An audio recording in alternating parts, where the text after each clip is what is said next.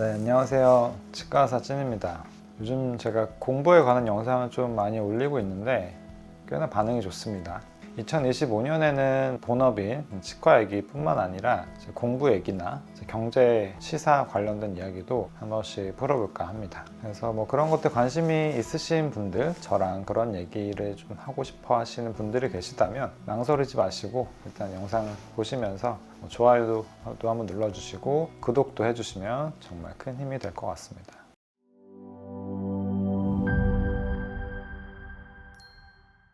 네, 오늘은 이제 수학 얘기를 또 해볼 겁니다.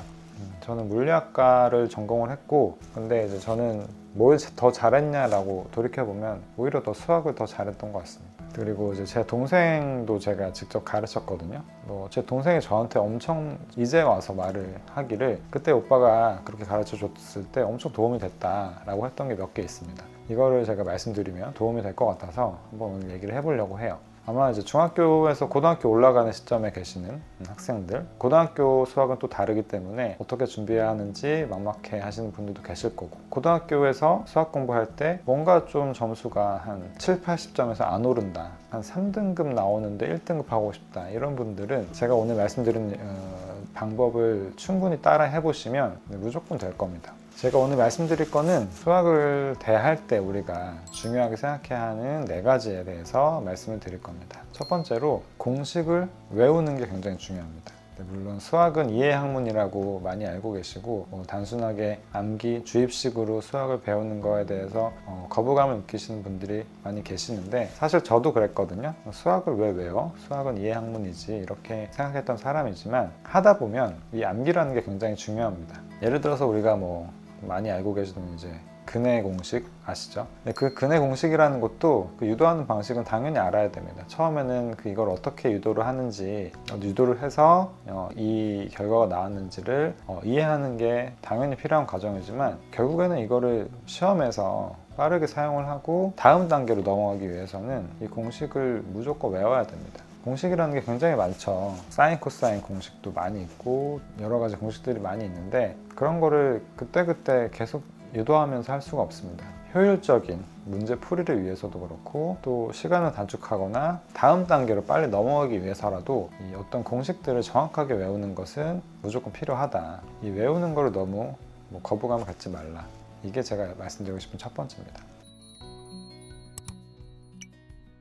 두 번째는 이게 정말 제 동생이 되게 도움이 됐다고 말한 방법인데요. 뭐냐면 풀이 과정을 깨끗하게 쓰는 연습을 하는 겁니다. 이제 우리가 서술형 문제를 풀 때도 마찬가지지만 일반적인 객관식 문제를 풀 때도 당연히 시험 때는 그렇게 할 수가 없겠지만 평상시에는 이 풀이 과정에 굉장히 공을 들여야 됩니다. 첫 단계부터 마지막 결론을 도출하는 그 과정까지 깨끗하게, 물론 글씨가 깨끗하다는 말은 아니겠지만 어느 정도 글씨도 깨끗해야 하고요. 모든 논리적인 과정들이 다 드러나게끔 풀이를 쓰는 연습을 하는 게 굉장히 중요합니다. 문제집은 어떤 걸로 하셔도 상관없습니다. 요즘 친구들이 많이 이제 도움이 된다고 하는 문제집 하나만 딱 고르셔서 그 모든 문제를 풀 때 풀이 과정을 완벽하게 쓰는 연습을 해보세요. 처음에는 시간이 오래 걸리겠지만 점점 더 연습이 되다 보면 실제 시험에서도 도움이 될 거고, 또 특히 서술형 풀 때 나는 알게 모르게 감점을 자꾸 많이 된다면 분명히 풀이 과정에서 문제가 있는 거거든요. 그런 논리적인 너무 비약이 있을 수도 있고 문제의 조건들을 정확하게 담지 못했을 수도 있습니다. 그런 연습을 꼭 하시는 것이 필요하고요. 이 풀이 과정을 잘 쓰는데 또 중요한 3가지가 뭐냐면, 일단 첫 번째로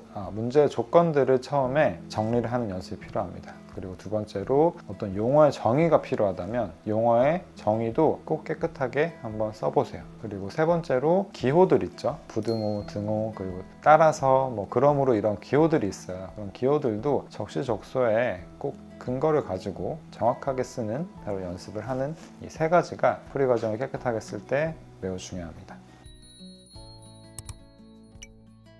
정의를 외우는 게 중요해요. 공식뿐만 아니라 이제 수학은 정의 학문이라는 말이 있듯이 수많은 정의로부터 출발을 합니다. 그런데 그 정의 자체가 뭔지를 모른다면 문제를 풀어낼 수가 없습니다. 예를 들어서 유리수의 정의가 어떻게 되는지, 교집합의 정의가 어떻게 되는지, 이런 것들을 수학적인 용어로 내가 표현해낼 수 있어야지만 합니다. 이런 것들도 암기의 영역의 연장선인데 정의를 정확하게 외우는 것이 매우 중요합니다. 네 번째로는 이제 학교에서 하라고 하는 것들을 군소리 하지 말고 다 하세요. 어떤 분들은 간혹 가다 보면 학교에 뭐 교육과정 이런 것들은 주입식이야, 뭐 학원에서 풀라고 하는 문제들은 비효율적이야, 이렇게 하면서 자기가 선택해서 할 것만 하고 하기 싫은 거 안 하는 분들이 계시거든요. 근데 그런 분들은 절대 성공할 수가 없습니다. 옛날부터 수많은 사람들이 치열한 논쟁 끝에 만들어진 결과물이 지금의 교육과정인데, 그 교육과정은 다 이유가 있습니다. 그렇기 때문에 너무 불만이나 이런 걸 가지지 마시고, 학교에서 내주는 과제나 수행평가나 이런 것들은 반드시 다 하는 습관을 들이셔야지만 됩니다. 이렇게 총 4가지를 말씀을 드려보았는데요. 정말 중요하지만 잘 모르시거나 알고 계셨더라도 잘 이행하지 않았던 것들이 분명히 있었을 거라고 생각합니다. 특히 이제 수능 수학을 대비할 때는 오늘 제가 말씀드린 이 4가지, 수능 수학뿐만 아니라 어떤 올림피아든 어떤 경시대회든 똑같습니다. 이 4가지를 꼭 마음에 새기시고 실행을 하시면 무조건 고득점은 보장이 되어 있다고 자신 있게 말씀드릴 수가 있습니다. 도움이 되셨거나 또 궁금한 게 있으시면 댓글로 달아주시고 문제를 물어보셔도 됩니다. 오랜만에 문제도 한번 좀 풀어보면 재밌을 것 같아요. 댓글로 편하게 물어보시고 또 다른 궁금한 주제가 있으시면 또 알려주세요. 지금까지 치과의사 찐이었습니다. 감사합니다.